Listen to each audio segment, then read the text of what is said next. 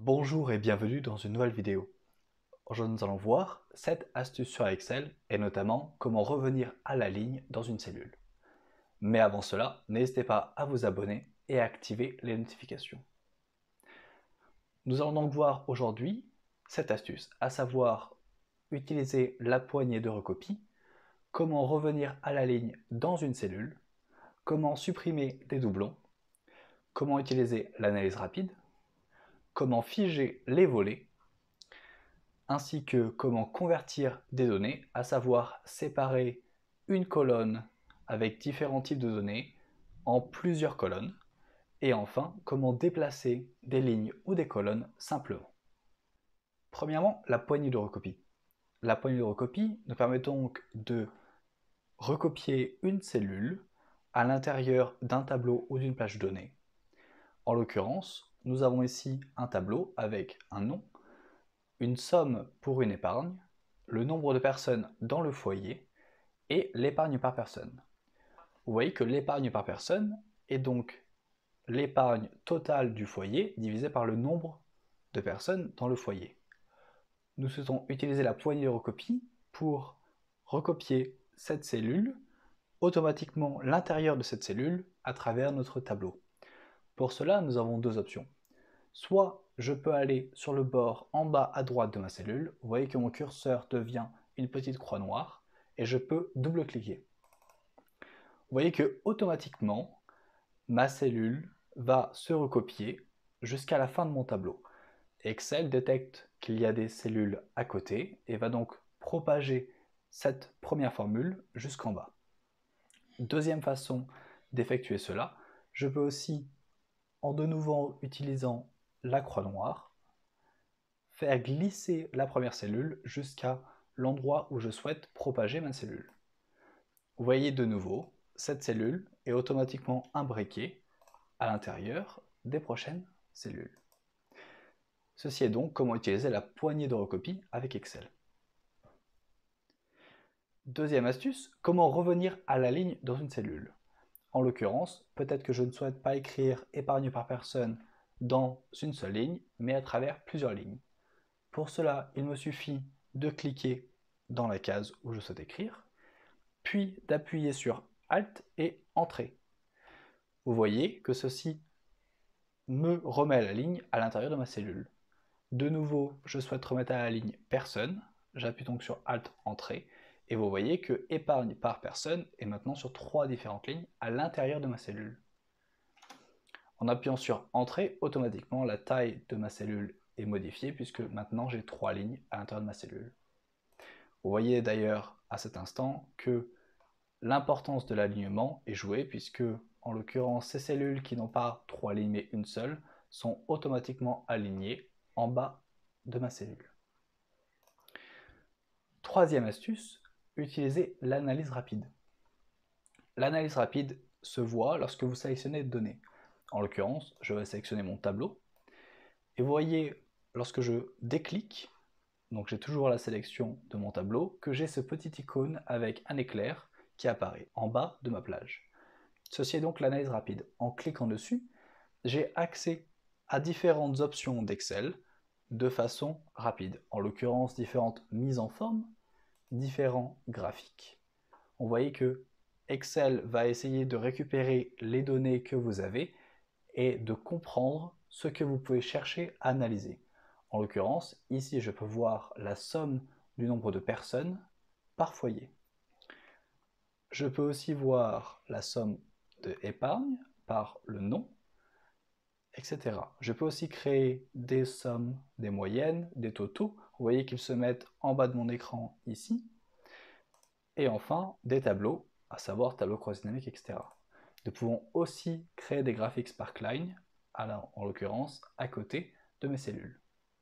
Mais avant d'utiliser une analyse rapide, nous devons d'abord vérifier que nous n'avons pas de doublons.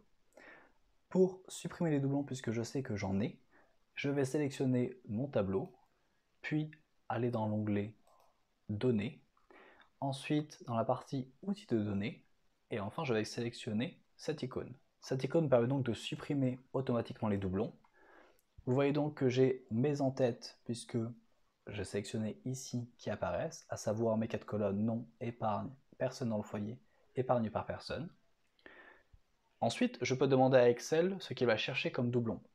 En l'occurrence, en ayant mes 4 colonnes cochées, Excel va chercher des données qui sont exactement les mêmes dans les 4 colonnes.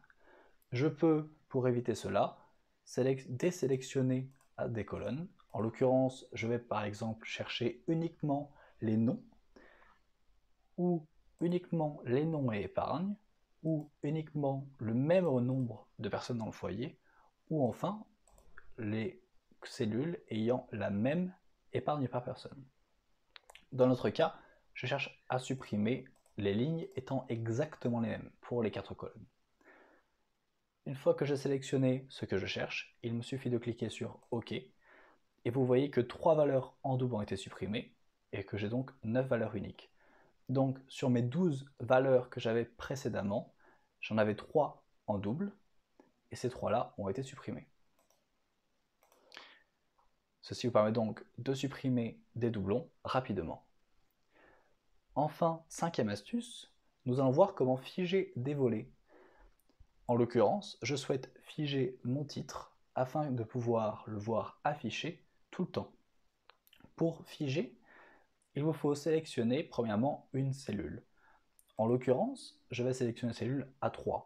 A3 parce que je souhaite figer mes 2 lignes qui sont supérieures et que je ne souhaite pas figer de colonne. Si j'avais voulu figer ma colonne AB et mes 2 lignes 1, 2, j'aurais cliqué sur C.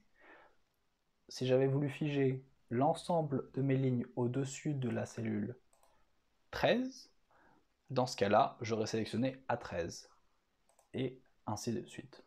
En l'occurrence, je souhaite uniquement figer mes 2 lignes, je vais donc sélectionner A3. Ensuite, je vais dans la partie affichage, et je vais sélectionner sur figer les volets. Vous voyez donc que je vais pouvoir cliquer sur figer les volets, et vous voyez maintenant une séparation grise qui s'applique ici.